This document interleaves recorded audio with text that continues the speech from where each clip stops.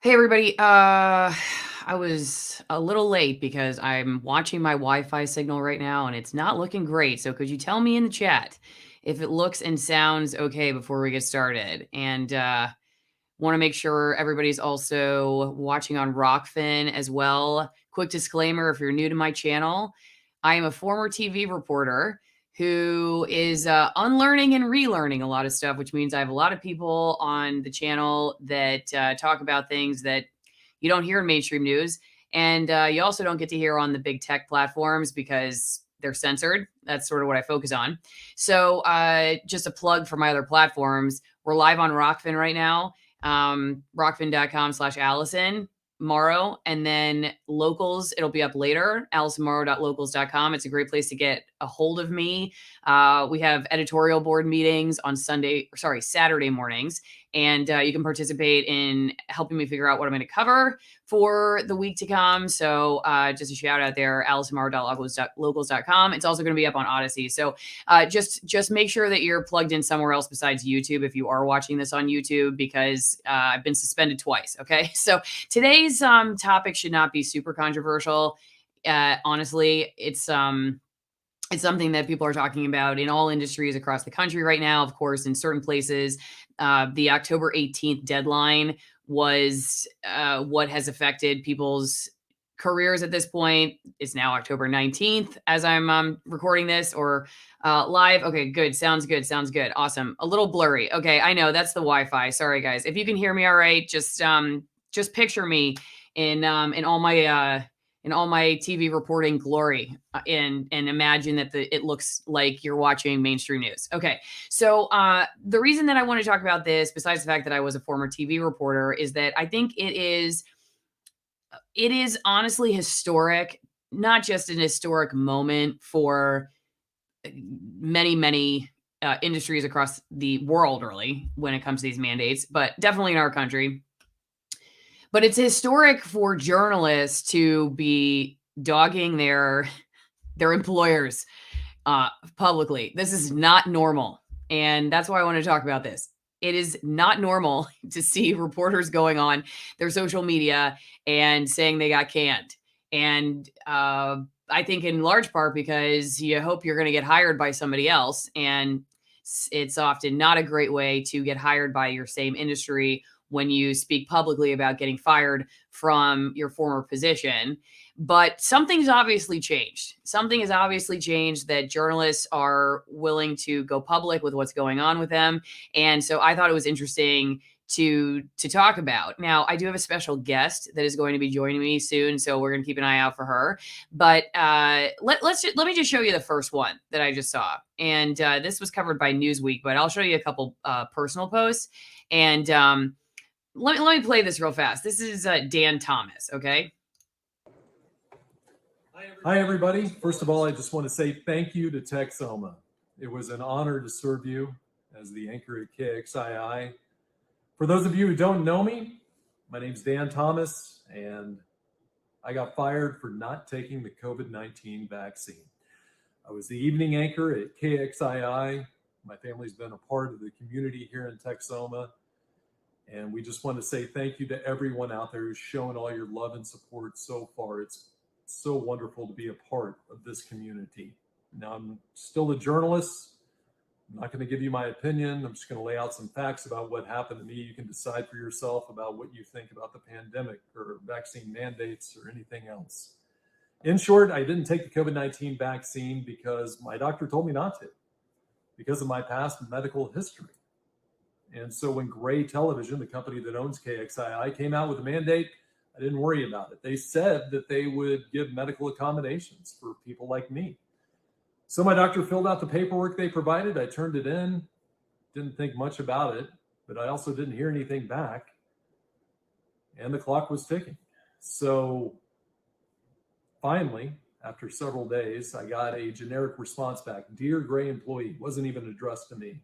They had turned down my request for an accommodation, but I thought surely a mistake had been made because my doctor says I shouldn't get it. And their denial had nothing to do with me. It wasn't even addressed to me. So I asked for clarification. And I found out on Wednesday that no mistake had been made, that they didn't care what the vaccine did to me or its side effects or my past medical history. None of that mattered. They just said it would be an undue hardship on the company to have me employed there. Okay, so I'm going to show you a couple more in a second.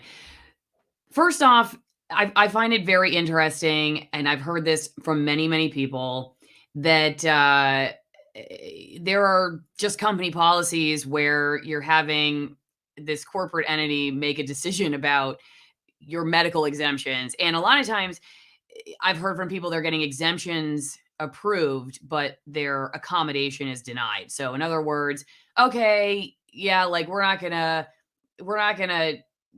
be a detective about your religious beliefs, even though I've heard some cases of that, like people having their agencies or their companies calling their church. But we'll let you in with that, or your medical exemption will say it's okay, but we're gonna not accommodate you. So in this particular case, he's talking about how it was just kind of a form thing. And that matches up with what I've heard from a lot of people, not just in the TV world, but outside, right? It's just like, it's just a form thing and you're gone. And again, the reason that I'm talking about this is not so much because the TV people that I'm going to show you have dealt with anything really that's that different from people in other industries, but because it is not common to hear somebody in television go on their social media and say, "Can you believe my employer did this to me?" And to do that, I think they are, there's a couple things. If I put myself in their heads, there's a couple things going on here.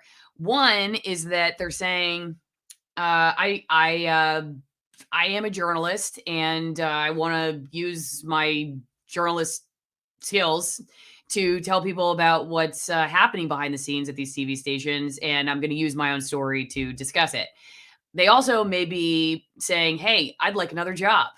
So if you're with some kind of independent media site or think tank or something, and you want an ex-TV news person who is now jobless, I'm a free agent. The other thing could be because it's gotten more and more common for people to speak out and they feel comfortable with it. And they're like, what the hell? Why not? What do I got to lose? Right? I already lost my job. And yesterday, there was just a deluge of people going online talking about how they got fired. so originally, when we were going into all this, I was thinking, I got to find some of these people to just talk about what's happening with their careers. I can't keep up with them all. I literally cannot keep up with them all. And that's just a quick plug. If you know any of these people, reach out to them for me and let me know, connect us, because I could probably, I don't know, we could start a whole newsroom at this point. Screw the live streams that I was planning. There's so many people now. I cannot keep up with all the people that I want to interview. Okay. My special guest is here. Chrissy Lee. How are you doing, Chrissy? Hello. I'm doing good. I wasn't prepared to be on camera today, but that's okay. Hey, breaking news, right? You're a former TV anchor, so you know how to pull it together last minute. You also have this very like bronze angelic glow about you right now. Is that just the Texas sunshine? It's just my lack of lighting skills at last minute. I'm like, why am I so shiny? I don't like this. It looks like you've come from the heavens. Okay. I was just showing everybody this guy. Have you seen this Dan Thomas guy? No. Here, I'll play it without the volume so maybe you'll see him. Does this guy look familiar to you? Have you seen his story? No, I haven't. Okay. So he works for Gray. I'll just play it while we're watching. He works for Gray, which I was just explaining to people, also one of the bigger TV news ownership companies in the country. He said he got he had a medical exemption request that was denied by Gray, and it was just like a form letter, just, you're done.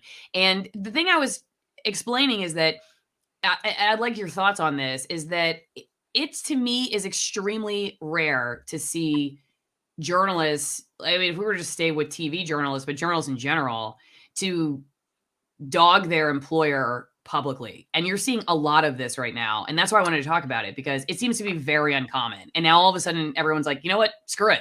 What do you think is going on there? I had given my reasons, but I'm just curious why you think right now all these people are like, you know what? Enough. I'm going to say what my employer did to me, even though I would say back in the day, you'd say, I'm not going to say anything because I want to get hired again, or, any other number of reasons.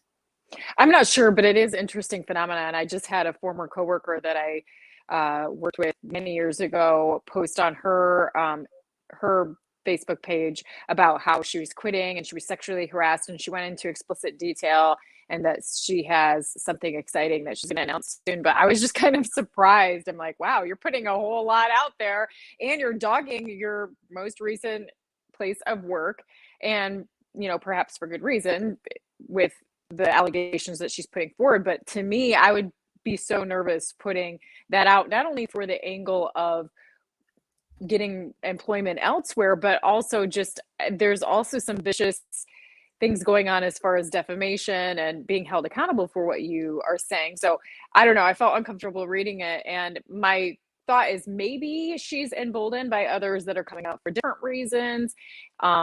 Maybe she's looking for attention to where she can pivot to a situation that some people have that has been very lucrative by coming out in such a drop the mic fashion. But I'm not sure about that. But hopefully it's for the better reason, which is just people being emboldened because of the bravery of others and speaking out about what's going on. Do you think that it's a different phenomenon or a different, I guess, classification when a journalist decides to go there? Because I can see how you watch somebody from another industry, go to Project Veritas, for instance, and say, this is happening at my job. But for a journalist to go seems like something of a little bit of a different nature, because typically we're not talking about ourselves, and we're covering other people's decisions to do something like this.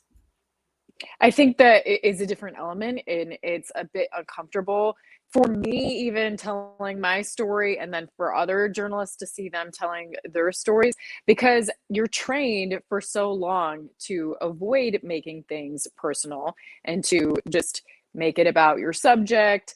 And not only that, you're also trained not to sensationalize, or at least if you're appropriately trained, let's face it, sensationalism is definitely becoming more mainstream.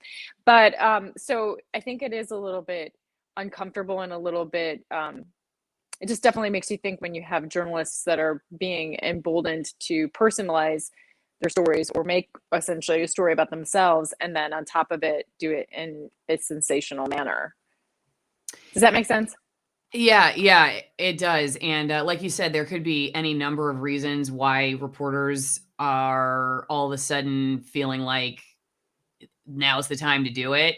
But the fact that they are doing it in numbers I've never seen before, to me, just at least says something's happening here. There's something going on for whatever reason. Okay, wait, I wanted to show this other post, but I got to reshare my screen because this was another gray employee. But a woman who posted this on Facebook, that the highlight of my professional career has been my genuine love for the people of Kentucky, blah, blah, blah. I love Kentucky. I am writing this post in response to inquiries I have received over the last several hours and an announcement by WKYT TV, Gray Television, some of you have heard.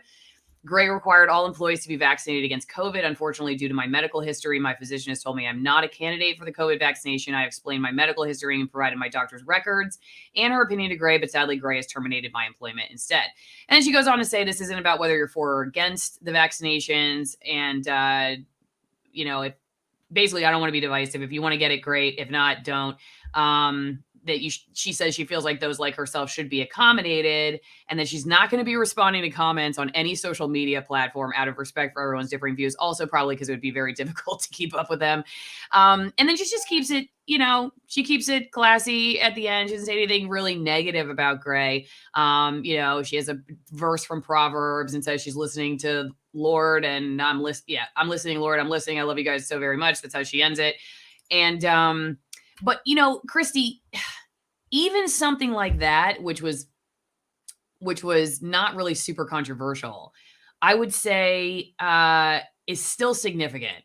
That reporters or anchors are coming out and saying, I think my company's policy is wrong. I don't even, I rarely have heard people say like, my company, doesn't give us coffee breaks. Like I don't hear people say anything negative about their TV ownership companies really up until this point, in this degree. I'm not saying it's never happened before. Obviously you and I, we've been out there, right, talking about it, but on the same thing, like talking about the same thing and questioning company policy and saying, I think they got it wrong. I think even the ones who aren't being controversial and aren't being super negative about it, I still think there's something there. I don't know. Do you think maybe she was just trying to explain to people like, hey, I'm a public figure and I just wanted you to know where I went, and everyone's kind of wondering, and so she figured I might as well say? Well, I think that it's different for journalists that are in front of the camera every day. There's definitely an acknowledgement of understanding that people welcome you into their homes, into their living rooms, that you may even be part of the routine. And many people feel like they know you and reach out with messages as such. So for me, explaining where you're coming from and why, I think, is out of respect for your audience and respect for that relationship that you end up having to those that you're delivering information to. So, I mean, I think it's necessary. I think that if these things happen, that it's the most appropriate thing to do is acknowledge why. And I mean, what other choice do we have? This is a divisive issue, but I think bringing context to it, like her message was very well constructed in the sense that she's saying, I'm not trying to be divisive. I'm bringing you some context. There's situations where this as a whole is not okay because we're not looking at people's personal situations. And I think it's important to have that perspective. And I think she's doing a service to the audience and to those that are struggling about this, that may be on the opposite ends of the spectrum, by bringing in some neutrality and explaining the situation. Yeah, I think that's a really good point. And I want to ask you in a second about how you think that may affect the newsrooms themselves as people start seeing their friends leaving because of this. What kind of effect it would have? But first, I got to say, my sponsor, Twin Engine Coffee, is in the chat. So everybody, if you love coffee, you can ask any question in the chat about Nicaraguan, high altitude, shade grown, USDA certified organic roasts. Twin Engine Coffee is one of my sponsors and they're awesome and I love their coffee. And so head over to twinenginecoffee.com/Allison. I am a dark roast drinker and I love the dark roast, but I should say they have, besides the fact that they have a lot of different roasts and that they save sea turtles, that's another reason you should drink the coffee.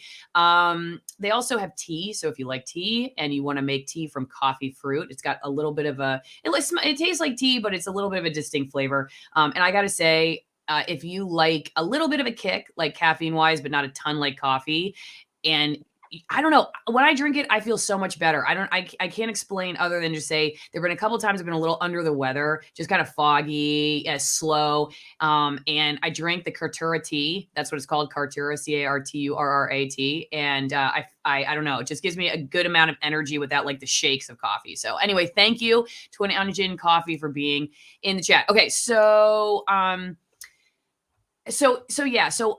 my thoughts on this, and I can show another one of these posts here, is two things. That here's another one. This is Kim St. Onge.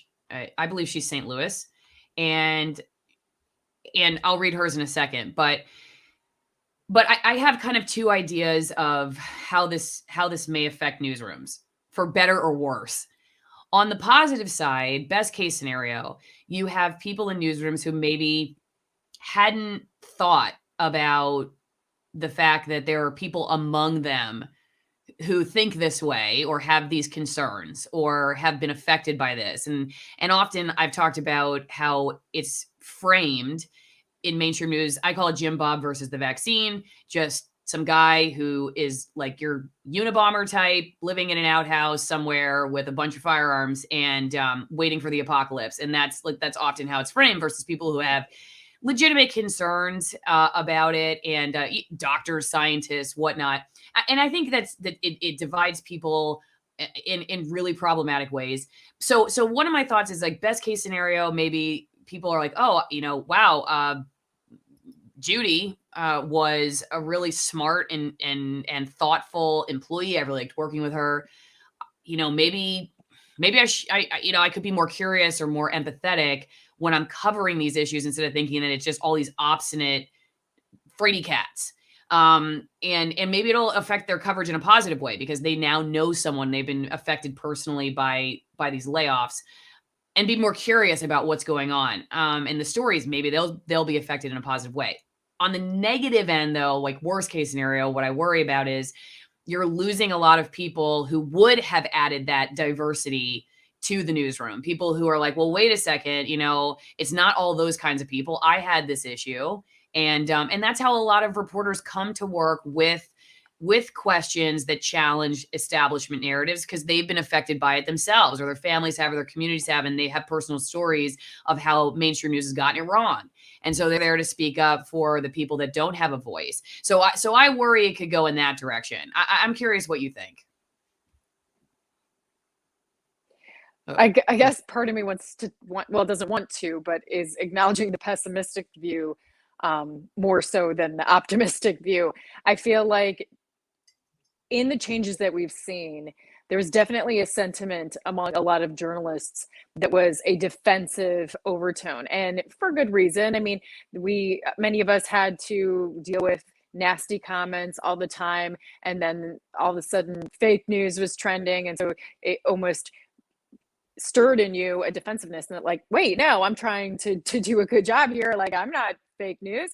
And there's also, I think that there's an attraction of personalities that do like being in front of the camera, and so there's a bit of ego and arrogancy sometimes even that you will see in newsrooms. So my fear is that it will bring about more of that tribal nature of just divisiveness and being defensive, and this over the top defense of the industry as a whole.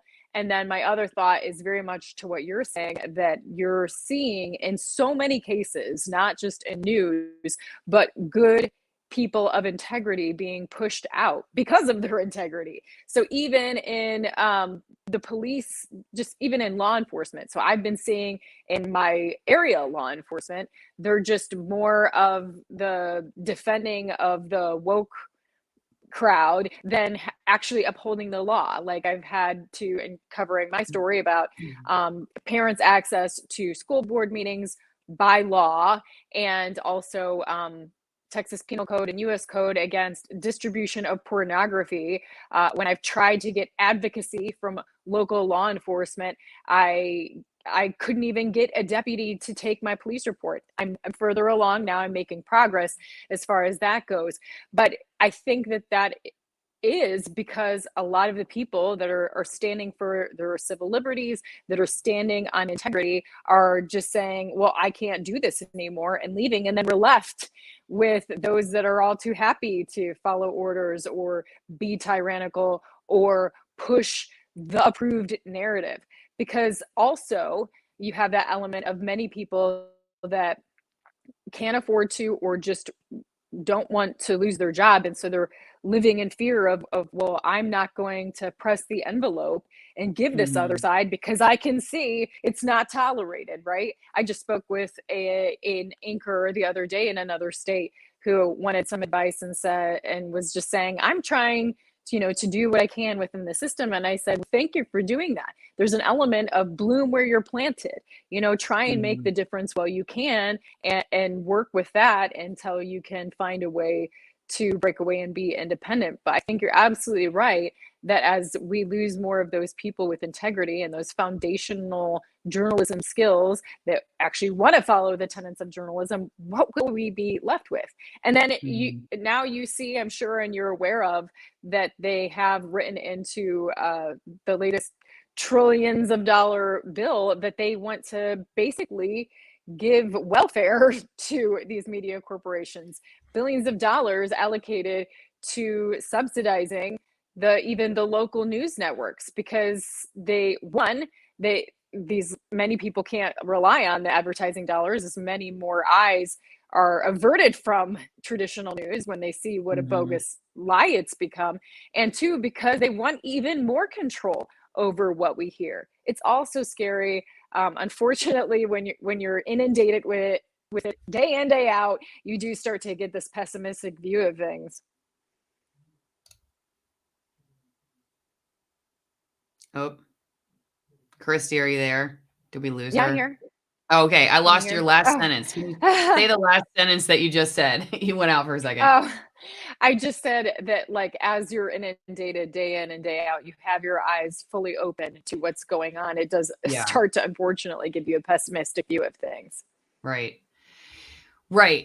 So yeah, basically you're saying that, well, we just stick to the newsrooms, but I agree with you when you're thinking about other sectors where critical thinking and willingness to challenge authority is important. Like you brought up law enforcement, but think about any other number of industries or public sectors where you need that. And then, whatever you think about the mandates, I think anyone who is willing to sort of separate themselves from their own bias would have to admit that, like, this is one of those times where, yeah, you're gonna have a lot of people around that think having this kind of control over people is a good thing.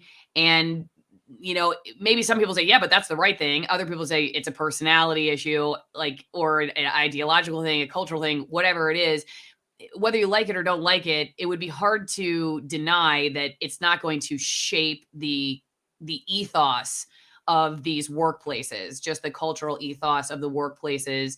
And then once again, there's the safety in numbers, right? So if you're sitting around, say, an editorial meeting table, and there's at least two other people who kind of think the way you do at the table, you're more likely to say, I don't know, guys, that I don't think that's the way to cover this, or there's this other option. Whereas if you're the only one, reporters, journalists are people too. So this whole safety and numbers thing, like, you don't have another person sitting at the table and everyone's going to think you're nuts. I think there is more pressure to stay silent in that regard too. So you may still have some diversity of thought left, but you're seriously putting the bullseye on those people, and perhaps they're less likely to speak up.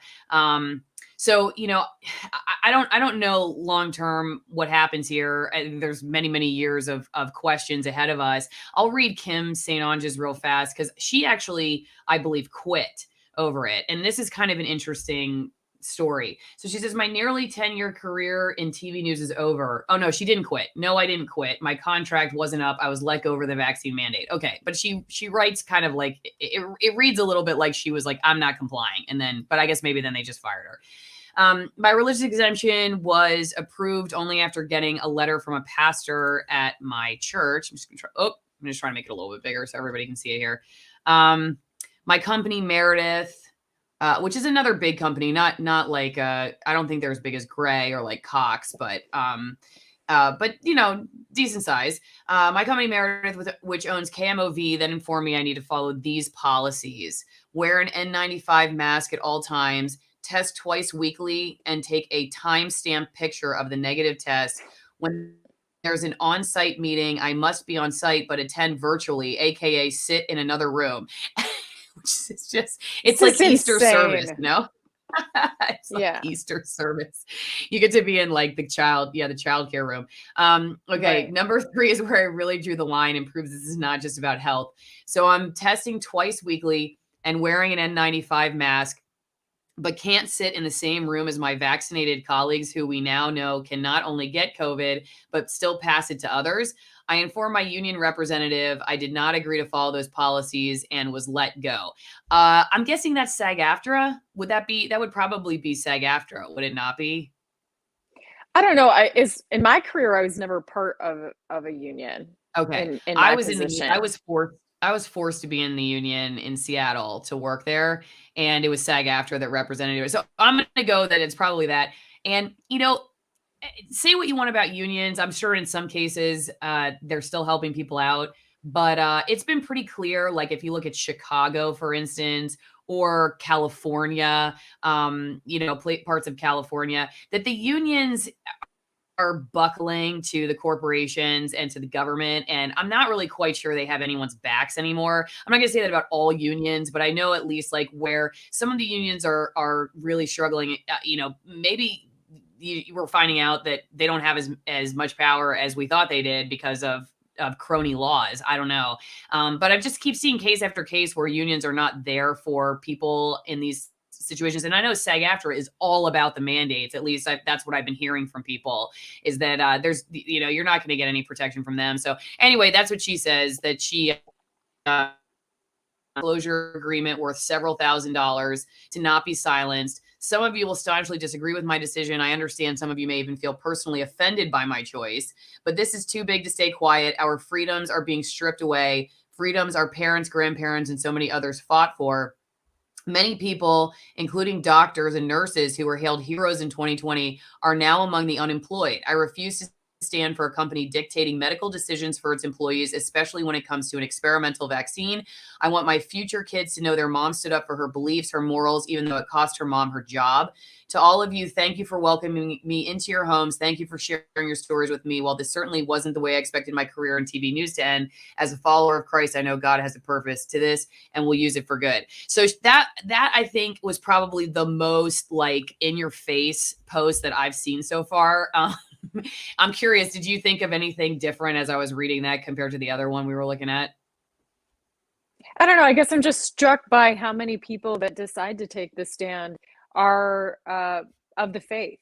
I don't know. I just find that I do find that interesting. I mean, perhaps it is because they are relying on a religious exemption, but it's interesting to me that many people that are Christ followers do feel convicted to not comply with this government mandate, and are I would say the majority of those that are standing up against it. I guess that's the main thing that stuck out. Also is just, man, just the bravery. I mean, even though you and I have been in that situation where we did ultimately decide to leave, it's every time I read something like that, it strikes me like that feeling comes over me again of like, oh man, now I'm not gonna get to do what I love, and like, what am I gonna do to support my kids? It's another person with children. It's such a difficult decision. Where do you go from there? And so I always wonder, like, what's this person gonna do? Mm-hmm. What do you think about, from an ethics standpoint, from like a journalistic ethics standpoint, if you were to just consider discussing this stuff publicly? What does that do for you as a journalist in the future? Does this now put some kind of scarlet letter on you? Are you, should you not ever cover mandates because look, you took a stand? I'm just curious. What do you think about that? Like, does that change your ability in the future to cover this topic if you're somebody who's decided to discuss publicly what you decided to do? I don't think so, because in my opinion, very much of journalism is providing context. And I think that telling these stories and making it personal, I mean, that's what journalists are ultimately supposed to do, is tell other people's stories. And then when you have a personal story, if you're disclosing that it is personal, I think that's okay. And it's providing the context that I don't think that we are getting from the mainstream.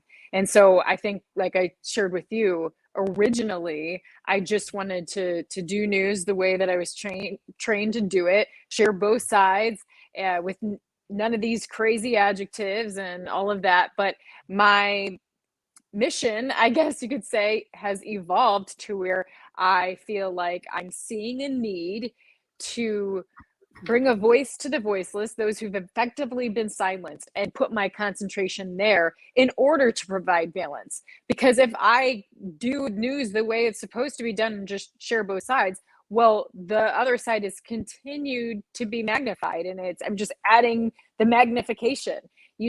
That side, in my opinion, doesn't really need covered that much anymore because they've got it in the approved mainstream narrative. So now my mission to bring balance is to focus more on the side that's actively silenced and suppressed and censored. Yes, and I agree. That's basically what I'm doing too, which, you in some ways there are repetitive points I think that people bring up. So you could look at it like you were saying. I mean, you could look at it and say, yeah, but like look at the people you're sharing, and they all kind of say that this they're questioning this and questioning that. They're all questioning. And what about the people who are for it? And like the way I look at it is, that's you're inundated with that information all day long. Whether you're watching mainstream news or you're just surfing the web or you're on social media, you're inundated with the mainstream narrative talking points. And so yeah, so what I'm just trying to do is compile the people that you're not allowed to hear from and let you hear them, and then you can make a choice. You can make a decision for yourself. Watch CNN and then watch this person and a couple others, and then think for yourself and bring your questions and be skeptical just like you would anywhere else. I think the value that you and I bring to the table is just that we can get these people, right? Like we have the platform and the technology to bring the silenced forward and allow the public to hear them. Not like we're experts necessarily in these topics, but we want to listen and hear what they have to say just like anybody else. And so we have the ability to do that. What one other last reporter I wanted to ask you about, and I was trying to find her actual Instagram post, but hopefully they have it here, is Allison Williams. Are you familiar with her? And she, I think it was back in September, she said that she was going to sit the season out from ESPN because she was trying to have a second child. Her doctor recommended not getting the vaccine. And so she was, I guess we didn't really know this at the time, but I think she was awaiting some kind of accommodation. And then we find out that that was denied. So they have her. Okay, here we go. This is her Instagram post. So we'll just read it straight. Oh, this is her video. Should we play it? Well, Sure. let me read. Okay, I'll play it. Let me just read real fast this, and then I got to link up the audio.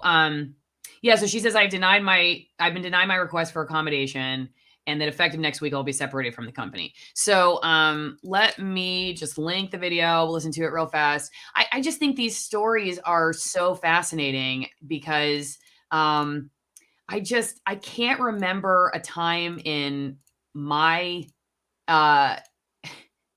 lifetime or my career in television news where I've seen this many people speak out against their companies and say what's going on behind the scenes. I cannot remember a time. And I wonder too, Christy, one of my other thoughts is, will this make it plausibly, if say best case scenario, like we were talking about earlier, that maybe that you'll start questioning your company on other stuff? I mean, I don't know. Maybe we'll start questioning company policy and reporting on other stuff and not just this, because it's like, hey, look, other people have come before me. They've questioned these corporations. They got a job afterwards. Their life didn't just like combust into the into the air, and there's a future after this. So I should be able to question my company too. And and maybe it extends beyond mandates, because there's certainly plenty of criticism for corporate news besides this. Okay, so let me know if you can't hear this, and I'll just play. It's 5 minutes long, so I'll just play the beginning. So I know I've been a bit mum since releasing the statement I put out a few months ago now regarding my decision to not receive the COVID-19 vaccine. I just want to give everybody an update on my situation with ESPN. And a great producer once told me, don't bury the lead. So I have been denied my request for accommodation by ESPN and the Walt Disney Company. And effective next week, I will be separated from the company. First of all, thank you, everyone who reached out and texted, emailed, called, messaged me. I can't tell you how much light it brought in a really dark and difficult time. And I've also had a lot of people, and women in particular, reach out and share their stories in regards to fertility and getting the injection. And to the women who got it and have had and are having successful pregnancies and have babies in their arms, I'm beyond thrilled for you. Congratulations. That's amazing and terrific. And I believe you. To the women who have reached out and shared their experiences of getting the injection and subsequent miscarriages, menstrual irregularities, periods after menopause, I am so sorry that is your experience. And I pray for you, and I believe you.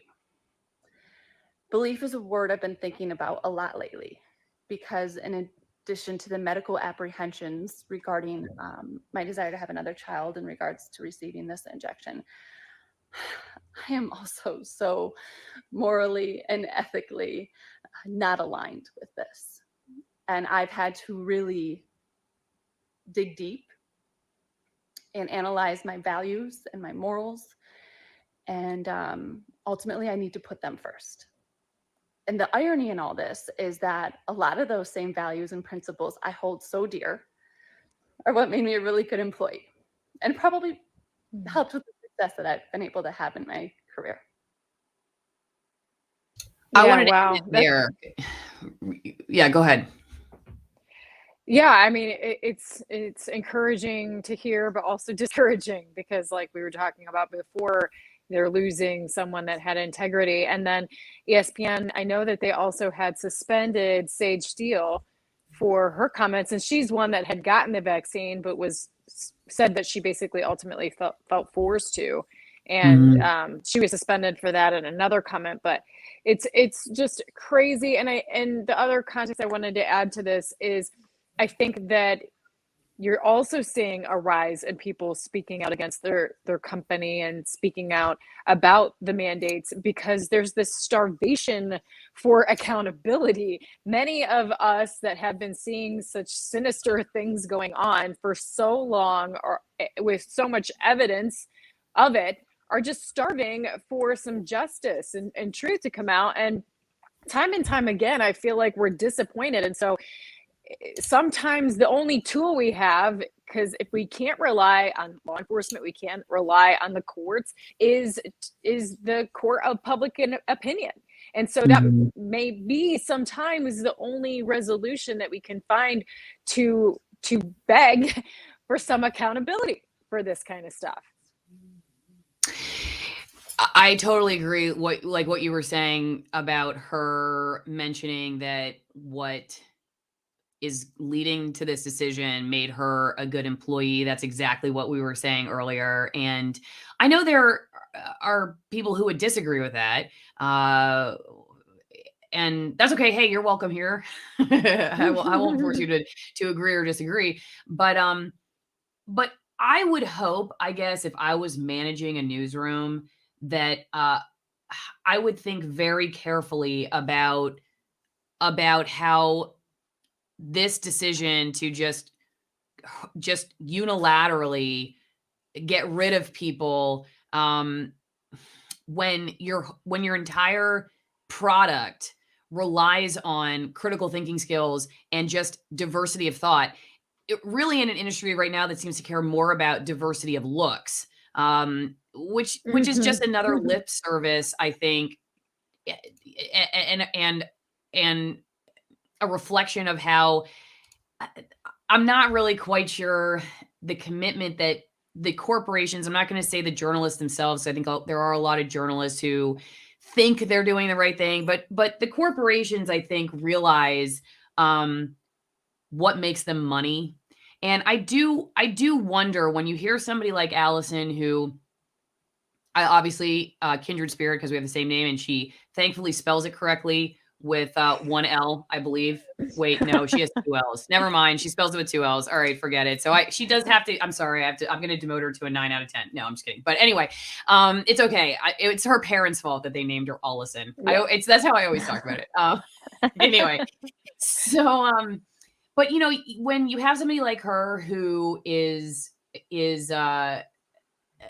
it probably has been, you know, somebody who has been an asset to the team and has brought in viewers and probably has added to their bottom line and help them make a lot of money over the years.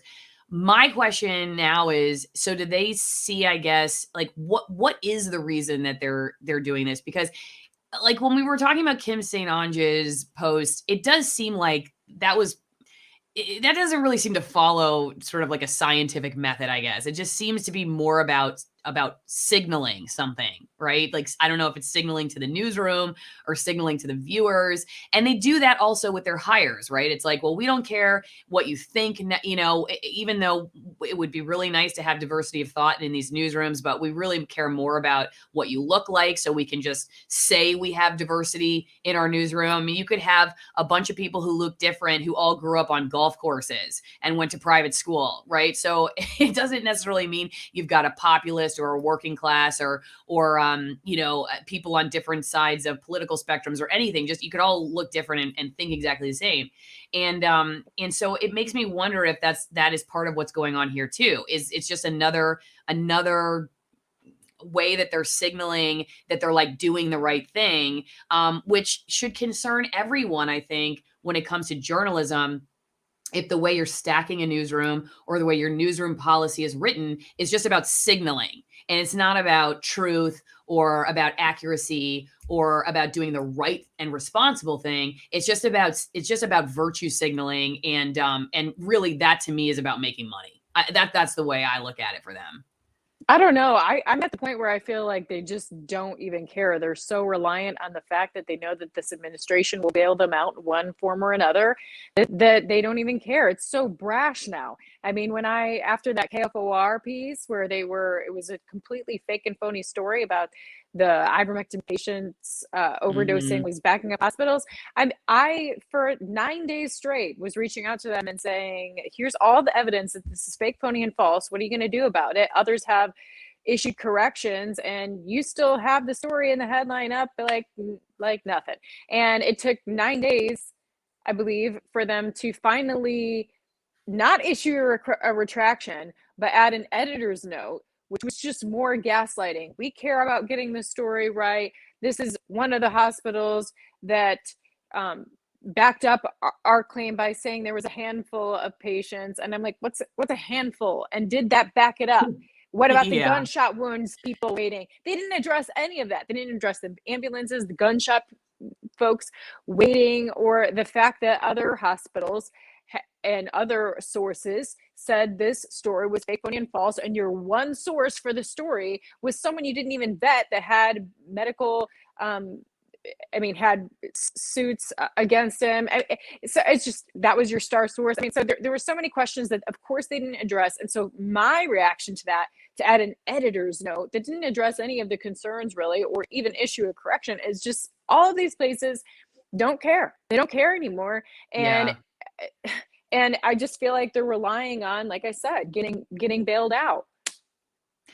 I think more than anything, well, not maybe more than anything, but definitely at the top of my list of what I've seen reflected in all of this is just the gross near addiction to bureaucratic talking points in a lot of newsrooms, and how the government spokespeople or the government messaging is just adopted as if it's gospel.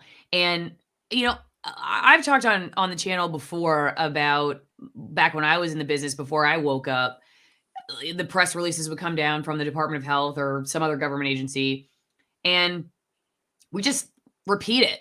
We would just repeat it. And there was like a doctor once that I've talked about who, like, my bosses wanted me to cover. He had his license suspended, and the Department of Health sent out this press release, and it was at night. We were never going to be able to get his side of the story. They're like, well, we just have to have it at 10 and 11. So just go do it. Just go stand in front of his clinic and just say, you know, he was experimenting on his patients. That's what the Department of Health was saying. And so he did. And it wasn't until days later that we had the opportunity to get him on camera, and it was a totally different story from his perspective, totally different. And that was one of my aha moments where I was like, okay, what is going on here? Like, there's something that I was allowing there to be trust in one way, where I would just go with it. Whereas I would require this very high level of sort of like I need a secondary or tertiary confirming source for someone else. So I like whatever the Department of Health says, we just run with it. But if it's someone else questioning the Department of Health, then we need to like hear all these other documentations of what they're saying. And that was a real learning experience for me. And luckily that doctor forgave me for participating in basically defaming him. And I take a lot of responsibility for that. And there were serious consequences for his patients. And so like that's why I say, hey, even the best meaning journalists, if they're not aware and they're not regularly being encouraged by their bosses to ask questions and to be skeptical and to push back, which they're not necessarily, not really, maybe in like the popular narrative stuff that you're allowed to push back on, right? Like in sort of, I guess, like you were saying, like the woke, the stuff that it's like that is pushed by the media that you should push back on, but on like the stuff that's unpopular, it's like, we're gonna stay away from that. And so that's what a lot of COVID and the mandates and anything related to it has shown me is just this addiction really to these bureaucratic talking points, to the press releases, just near unquestioning of whether the CDC or the FDA or the president or Fauci or whoever else really has your best interest at heart, and just basically teaming up with them as the safety police. And that to me has been one of my big takeaways to just see how newsrooms are working, which does align with my experiences when I was in the news business. Well, that's one of the points I made, and I round up the bad actors and the bad news for the week, and I've been doing that to put it out for the week. And that's kind of what I've been calling CNN lately, is they're more of a PR firm than actual news. Nothing's challenged. They're just talking heads for whatever the government wants them to say and the government agencies want them to say. But we're not even seeing these issues with the lead up to a story, but of course, as the story is framed.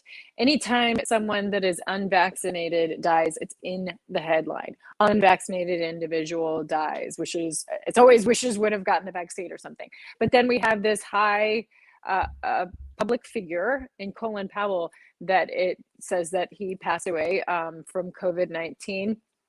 And I didn't see any headline that said fully vaccinated Colin Powell passes away from COVID-19. That's buried in a story.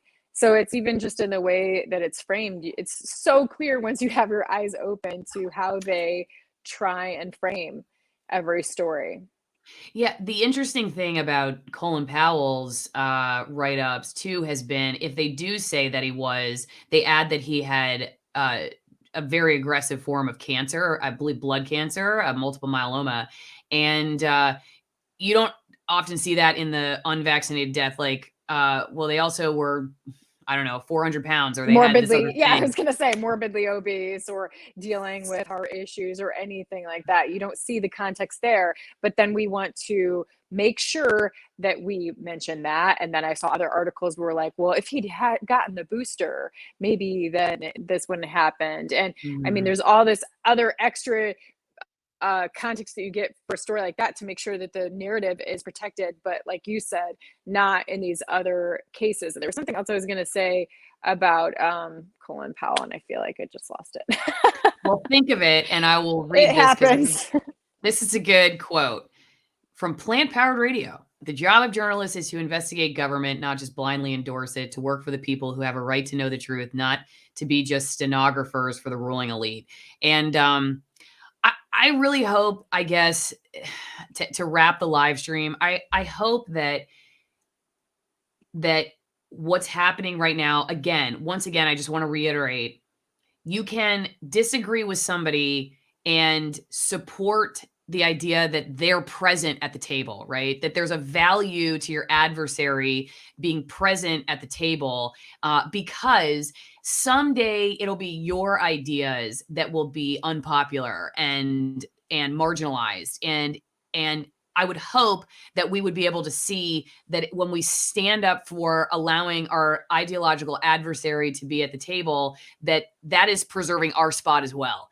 That someday, when the arrow comes back on at us, we'll have people that were like, but you stood up for my opportunity to speak and my ability to have a voice. And so maybe the reporters who have been announcing publicly what's been going on with them behind the scenes, I don't know, just at least makes it easier a year, 2 years, 5 years down the road for people to say, it's okay to speak out and to push back on these corporations. It's okay to push back on the government. Not just okay, it's important. It's really valuable. It's necessary. You're not really doing your job unless you are. And just gives that idea. It may seem so dumb, Christy, but I didn't study journalism. I was a history major. And in my newsrooms, it was just, I was like kind of a slow learner, I guess, in the sense that I wasn't taught in a classroom to like, this is how it should be. And this, I had to pick up on the culture organically. Like, this is how newsrooms work. And I didn't know you were supposed to do this or not supposed to do that. And I think maybe that was probably my saving grace, because I was never really a groupie. I didn't really understand why things ran the way they did. I didn't understand, like, well, that seems dumb. I don't, what about asking this question? Why do we care about that? And all that other stuff. And if I'd had more people, I think, that just the context of speaking up, not even what they're saying, but just the fact that they're doing it, I think would have made a big difference for a young journalist like myself to be like, oh, I saw a more senior reporter stand up against the company, stand up against the government. It's not even like what they're saying, but the fact that they did it, I think would have made a difference in my growth as a journalist much earlier on. So I didn't get to the point where I was just recycling the Department of Health talking points years later before it made me realize, wait a second, like something's not right. I would have been a year into my career instead of 10 years into my career. And I guess that's my hope for what this phenomenon does. Again, like I said, disagree or agree with the policies themselves. I think we can, I hope anyway, that people can see the value of just having these voices be heard. Like I said, someday it could be yours that someone wants to kick out of the newsroom. And that would be the hope. That would definitely be the hope. But I mean, this is so much deeper than journalism, though, as I'm sure that you know. I mean, we have a love of words. Most of us that do journalism, we just love words in general, and to see them actively being literally redefined is horrifying and just very scary. And then also even science being redefined, fundamentals like the scientific method, which requires a challenge to the status quo. The scientific method requires some dissent to work properly, and that's just foundational to science. So all of these things that have been foundational in our society, like definitions and like science and like foundational journalism, it's all under attack right now. And so if for no other reason, agree or disagree, is just a desire and hope that people awaken to see this happening so fast. And then just I did end up thinking about the thing about Colin Powell. The other context missing is from that is they mentioned that he had cancer, and then you and I have both talked to doctors that have been concerned about the way that the vaccine is made, possibly making cancer work, the way that it works. And I, of course, since I'm not a doctor, don't know exactly how that works, but that's also context that in years past might have been and added a sentence or two that perhaps the vaccine itself could have emboldened or strengthened the cancer, but it goes completely missing out of that storyline. Yeah, that there could be some effect on your immune system, which would maybe suppress its ability to keep your cancer at bay. Yeah, I mean, these are valid questions that, like you said, we've heard from scientists and doctors that may seem crazy to a lot of people. Like, well, we don't have any proof of that. I always remind people that we don't have proof of a lot of things at this point because it's brand new.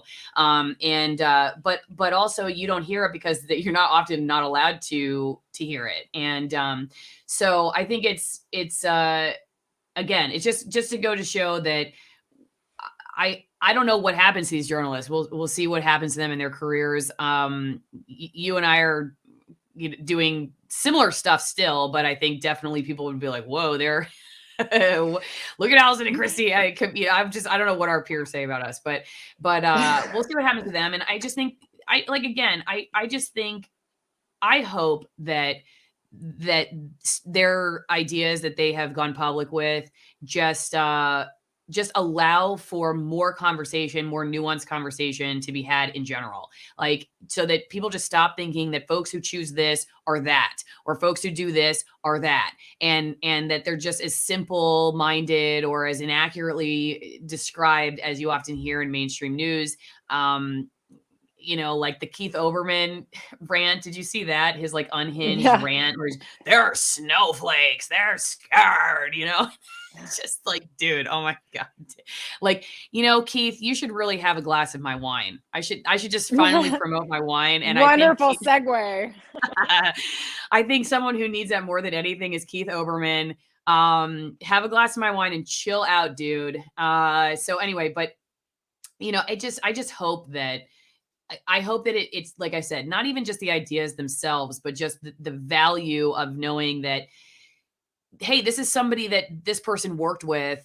This is somebody that a lot of people worked with that are in mainstream news. And every one of these people who comes out of a mainstream newsroom or whatever workforce they were in, hopefully the relationships that they had, their coworkers are still there, have just had a little bit of a change of mind. Not necessarily, like I said, they have to agree with the decision, but that they can hear their story. Like they go out and hear other people's stories all the time, and they're instructed to listen and try to be open-minded to it. And I hope that they can do that with their coworkers, and then that maybe that will inform their ability to do their job better. That would be my big hope. And before we end, again, if you want 50% off of some amazing Argentinian Malbecs. Christy, do you drink Malbecs? I can't remember if I asked you that last time. I'll drink anything you give me. Okay.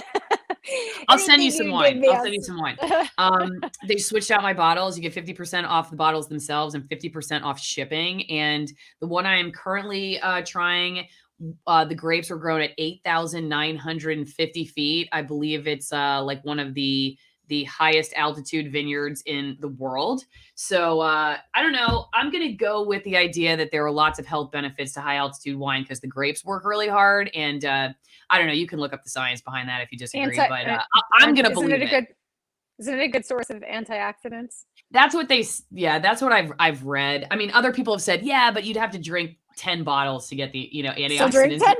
Exactly. So buy 5 packages of my wine. And because we were demonetized, I meant to add that earlier that I didn't know that. Oh yeah, this video is demonetized. I never got monetized, so I don't know what that's like. But yeah, let's see if it says just it doesn't tell me why. It just says that it's being reviewed and that it is not suitable for most advertisers. I'm guessing because in the details. It's all AI at this point, but like fired over vaccine or vaccine mandate. I'm guessing that's what it is.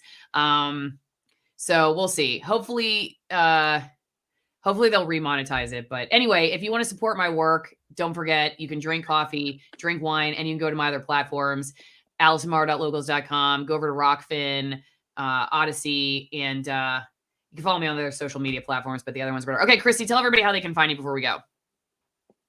You can go to KLIM, that stands for Chrissy Lee Independent Media, KLIM.news is the website. And then everything else is Chrissy Lee TV. I could really use some love on my Rumble site. That is so hard to grow. I mean, you can, as long as I'm on YouTube, you can try and go to Chrissy Lee TV. Everything else, Instagram, Twitter, Facebook, Chrissy Lee TV is where you'll find me. Okay, awesome. Chrissy, thanks. I know I should tell everybody, I just emailed you like an hour ago. I was like, you want to jump on a live stream? So I appreciate your willingness to do it at the last minute. And it's kind of cool to be working independently, isn't it? Where you have the ability to just jump on something and do TV like last minute and just share your thoughts. It's definitely taken some getting used to. I've talked about this before. Like it was very scary and anxious, and then it really made me think wow, when you're given freedom to have it be uncomfortable, that's not good. And I think that's what we're facing in society too, is we don't want to get so controlled that we would be uncomfortable with freedom, right? So it's different. Yeah, no, totally. I hear you. Okay, thanks everybody for watching, and see you next time.